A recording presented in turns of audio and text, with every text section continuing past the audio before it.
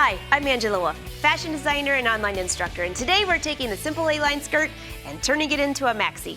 This is such a simple skirt to make, and it's simple to alter. So let me show you. To get started, you need to measure from your center front to however long you want the skirt.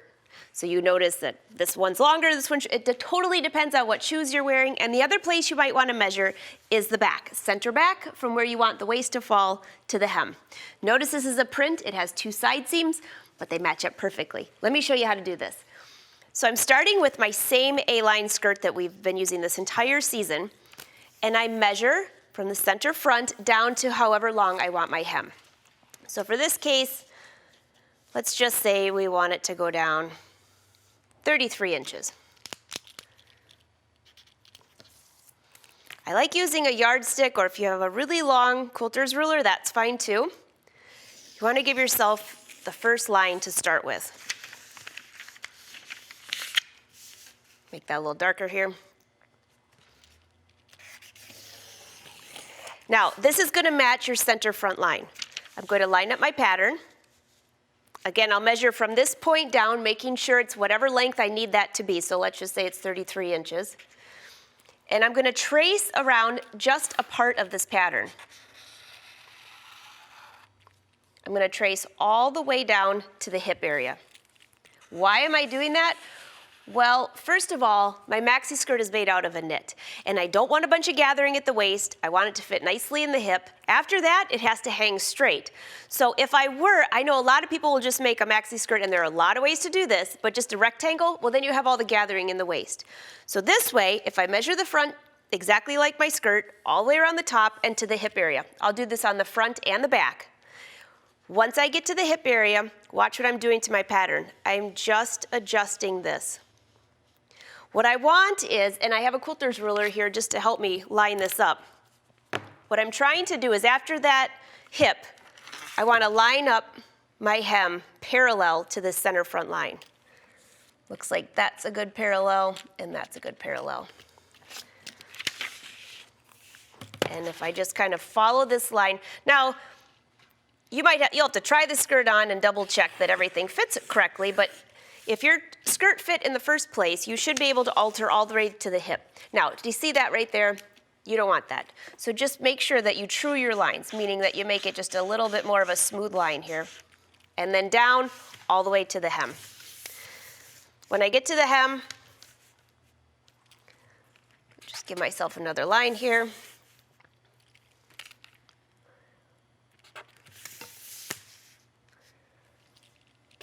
And there you go.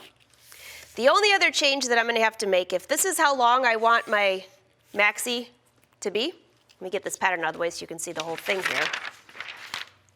I need to add a 1-inch hem allowance. And then however you're finishing the waist, if it's with elastic, I'm using a 1-inch elastic on the mannequins, I'm going to add 1 inch right here. Of course, I would make sure that matches. So there's my pattern, and then I would just, transfer my grain lines and those things. So let me just show you a few tips for finishing the hems on this. With the knit, sometimes it gets a little tricky. You can do it with a sewing machine, you can do it with a serger or a cover lock machine. So I'm just going to press this and make sure it has a nice crease. There we go. And now it's all ready to run through the cover hem machine. Now there are a few ways to finish the hem. This is just one of my favorites for sportswear, and this is a double cover hem. You could also do the triple cover hem stitch. And what this does is it stitches along the edge of your fabric. I have the hem side down that we've pressed, and I'm just lining that up on the edge here and stitching. And what you end up with is this side is finished, and this side is finished. It stretches, which is really important when you have one of these skirts, because what I didn't mention is the maxi skirt is kind of tight at the bottom of your legs, so when you walk, it's going to stretch a little bit, and if you don't use a stretch stitch, you're going to rip the stitch out. So you'll stitch all the way around. If you're going in the circle, you would just want to make sure that your stitches cover each other, but let me just go ahead and... This machine has a chain stitch attached to it, so I can just chain off, which is really nice. So again, here we have the stitch on the back side, the stitch If I want to trim this hem allowance a little bit closer, I can do that. But now when I walk, it's not going to stretch out. So just in case you don't have a machine like that, let me show you what you can do on the sewing machine. You could use a twin needle, which would work fine, but I'm going to change it to a triple stitch, and I'm lengthening the stitch to a 3.5. Again, my hem is just folded over once because this fabric doesn't fray, so you don't have to worry about serging it first and then going through here. Just take it to the sewing machine and then do these stitches. I'm just allowing the fabric to feed. I lengthen the stitch length, so you just don't want to end up with a whole bunch of tiny stitches right there in that knit because you could end up with holes. That's not so pretty. All right, let's see what we have here. And I'll bring this back up to the iron. Give it a little pressing so I can see what this looks like.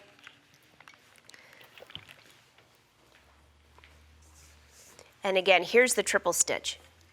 You've probably seen me use the triple stitch before on top stitching, on knits, necklines, things like that, but also you can stretch it and it doesn't rip out.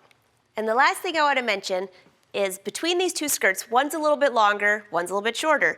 If your skirt is going to go all the way to the full length and you're a smaller size, say a 0, 2, 4, something in that range, you might want to angle the hem out just a little bit because when you walk, you could trip or stretch out the hem so bad even though it stretches. So just keep that in consideration. Both of these skirts are for me, one's for heels, one's for not. That's how simple it is to take a simple A-line skirt and turn it into a maxi skirt.